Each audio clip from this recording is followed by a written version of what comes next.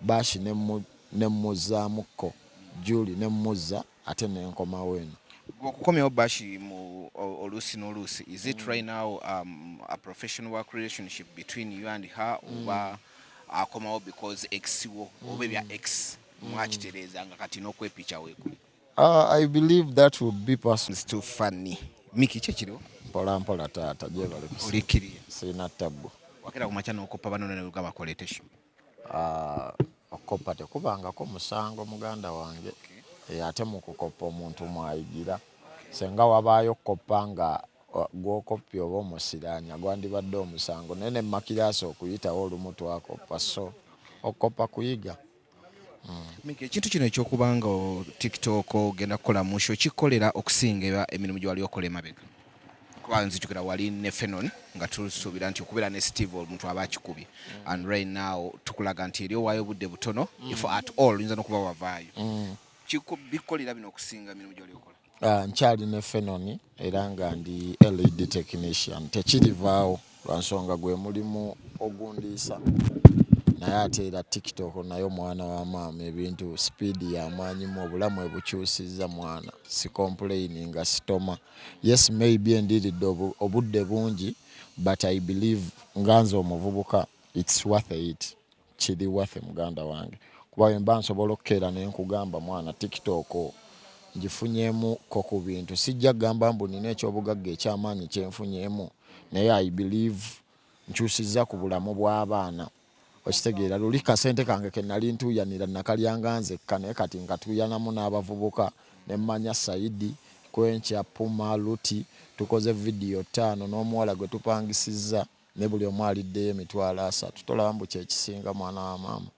Ng'abantu babasokera ku makya ne bakagobamu olinaga nkedde ngenda kagobamu gwe nawe bwokera n'otula ku TikTok oba okagobamu? Nkeera ku ofiisi Sunday kati bwe nshootinga videos zange naye ku office making sure nvaayo mangu ne nkubamukko ku live kati engeri gye nnina ekivulu ndi off. Yeah man. Of course bampa off ndi off. Endorsements zino ofuna nnyingi ebisera ebisinga omanyi ewaffe mu industry ya arts ate nawe tuba tolanga bali mu arts bamanyi okwesabira endorsements nga tekuli kasente every time tukulaba ofuna endorsements wano wali ozifunamu oba is just for public presence?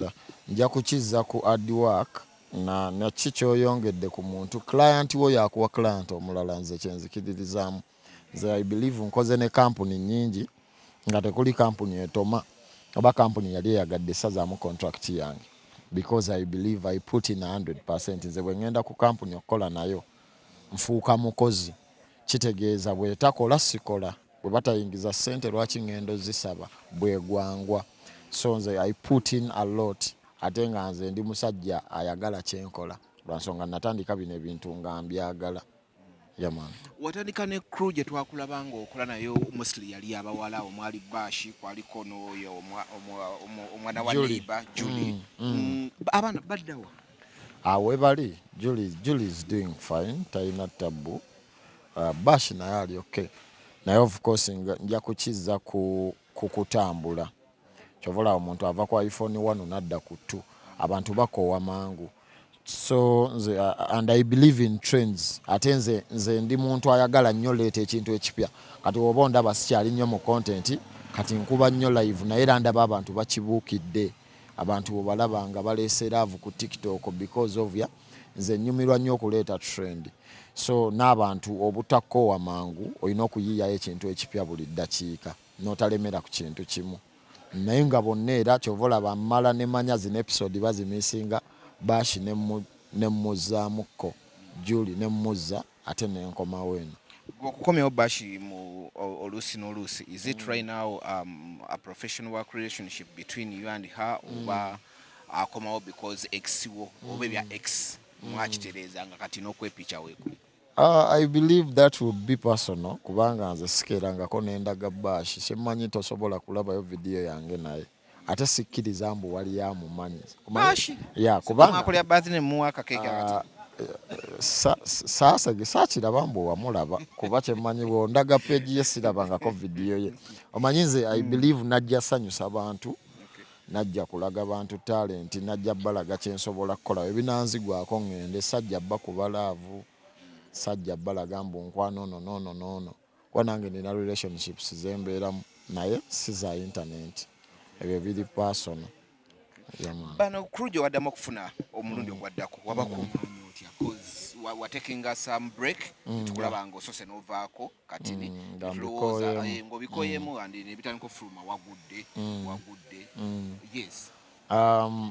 I believe nze siri muntu wa pressure kubanza okukeera ne ngamba kuba nava ku internet emyezi ng'esatu nga sikya recording nga siteekayo video nja kukiza ku nze I'm not competing ne bwe nali ntandika saamanya mbu ngenda bba wendi sitoma omanyi nze saagala nnyo kuba nnamba emu naye just bwenkeera ne nfukamira ku mavivi ngamba Allah just nteeke ewantu nga bagamba we bayogera ekigambo TikTok ne we basooka abantu 10 Miki wa 11 kitegeeza bammanyi nze kyensinga offaako kati abaana benkola nabo abasinga they reached out to me Miki njagala kukola abalala nina gye nabajja of course asonga bw'ogimanyi nga nsuubira nsobola okyusa obulamu bwabwe naye mukama mulungi teyanjiwa kuba kyandinyumye nnyo okubagamba mujje tukole abamu nina gye mbajje babadde oba bakagobamu ne mbaga mujje tukole ate ne binnemerera ne mbagamba muddeeyo mukama akyatutadde ku layini tutambula bulungi tetutoma.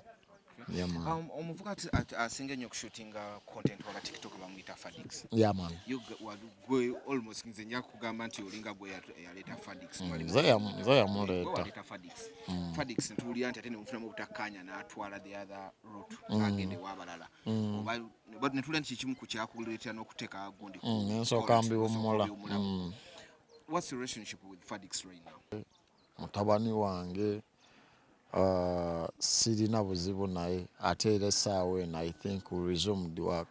Omanyi differences zibaamu mu bantu omuntu nga muli perfect nnyo temuba baluganda nze kababe bano bavubuka bange tuyomba buli nnaku lwaki okoze kino so Fadix twetereeza ffe ng'abantu tuli ku flame kyemanyi ne ku show yange nina surprise sina byogera but is in charge of everything ebikwatagana ne camera work nemanyi ne kushera mujja mulaba ye muntu agenda okuba sound n'ebisinga yomu kubaleetawo embiranye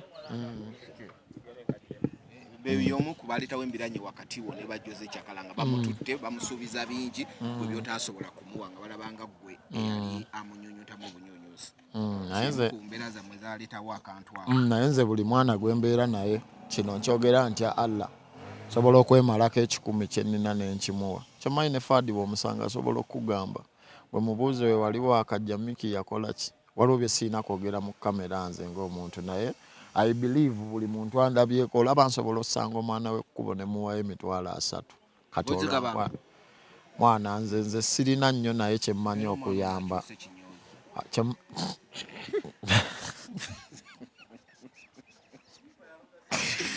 Yamayi sirina nnyo naye ndi mumativu mwana akantu ako nkogera nnyo naye nze buli muntu ali nange bonna ne obabuuza nga siriiwo alina kyanfunamu kuba nze sikulembeza ssente size buli kimu kuba nzifuna sitoma.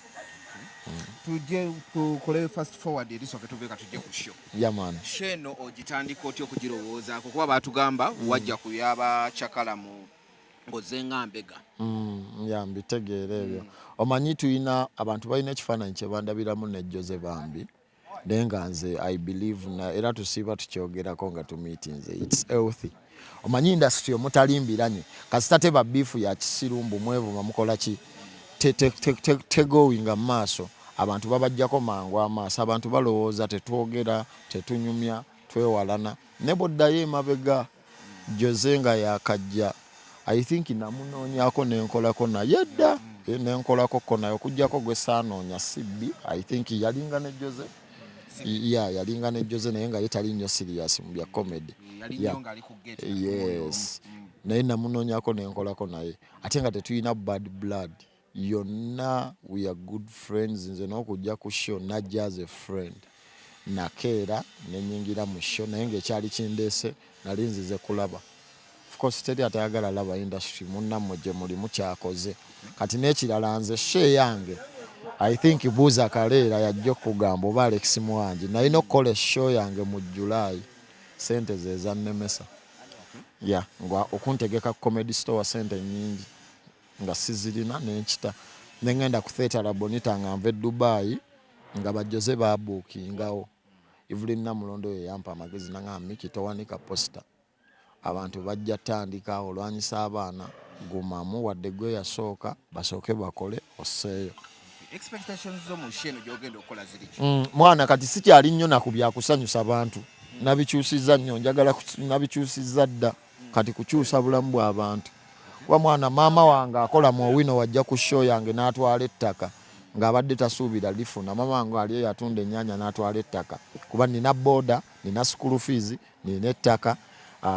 Ngenda gaba eggaali 2 Buganda Kumbucha yampadde eggaali ndabira ddala kati nga bizze kukyusa bulamu bwa muvubuka munnange. Muvubuka munnange ali eyo abeera mu gete ekyebiri kye wajja n'akisasula n'afuna tiketi ye n'agisuula mu Bawero ne tugironda ne tumusoma mbu awangudde ppiki. I believe mba nkyusizza obulamu bwe. Okay, awo mbadenzi wennyini abantu bane bagenda biwangula batya oli CD eriki? Nze kyemmanyi ppiki tugenda teeka ennamba ku tiketi. Tiketi ejjaba emenyekamu emirundi 2 osigazaako ka kuponi okuli ennamba n'ekitundu ky'osudde muli. Bwe tunalonda ekitundu kyo ne tukisoma ng'ennamba zimakinga y'endulu gy'okuba paka ku stage.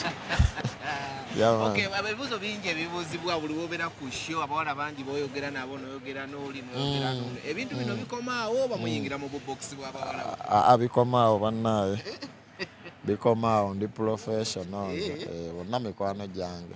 Twalaba hala nga agoyinze pasono ng'alinga agamba ng'agwa mulaavu agudde mulaavu ala ali bulungi yakitegeera ndi badman naye nga ku olwo mujje mwana tunyumirwe kubanga I'm seeing myself bringing magic on the show. Mujje mulabe ngenda kuwa abavubuka chances balage ebitone byabwe. I'm looking at a lot man. Mujje byakukyusa bulamu kuba abavubuka bonna of course bengenda okujja ku TikTok abaana abato abakola kibonna nina okubawa ku ssente. I'm not looking at money. Chovola nakoze ne Fenoni lwansonga okibuteri atakimanyi bu Fenoni akasente olina bango owera ekirala Fenoni waka naye era nina okusasula ku kasente so natuno ate ne theatre la Bonita yennyini akasente okalaba si kangi abantu si bangi kati ne basponsor bange abasinga abaze on board babadde bampa bintu kale bampadde option 2 Simba Automotive yatuwa piki na of course nga ngamba ku sente ne piki nenda wanga piki esinga kakanjuwo muvubuka so situnulidde nnyo okukola kasente maybe ndikakola maaso eyo neka njagala kuddiza muntu abadde anteeka mu data we naye ate omukunteeka mu data we jangu olabe magic ku stage jangu olabe screen nga zizannya jangu otulabe nga tuzannya it's man twesunze nnyo kyensobola obbagamba wala puma ne bamuziba ekiwala ata nenda bakyadda puma akaviiri munnaye bakasimbako n'akajjako mbotasula bulungi bakumeza enviri naye nenda abekiwala takyako akaviiri kyenyi mbegumya bweke alina kaleeta mu mutwe